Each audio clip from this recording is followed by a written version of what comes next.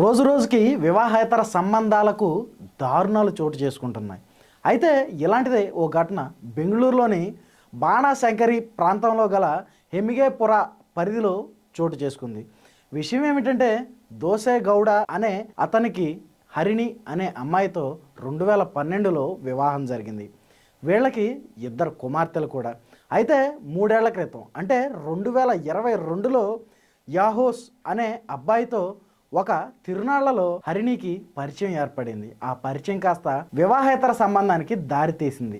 అయితే వీళ్ళ వివాహేతర సంబంధం కొంతకాలం సజావుగానే సాగిన తరువాత వీళ్ళ విషయం ఇంట్లో తెలిసి ఇద్దరిని పెద్దల సమక్షంలో మందలించారు.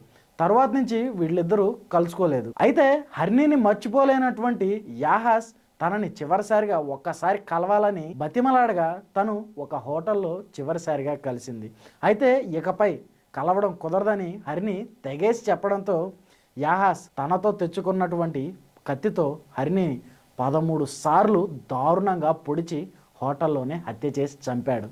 అయితే ఆ అక్రమ సంబంధాన్ని ముగించడం తనకు ఇష్టం లేదని, అందువల్లే హరిణిని చంపానని పోలీసుల దర్యాప్తులో చెప్పాడు.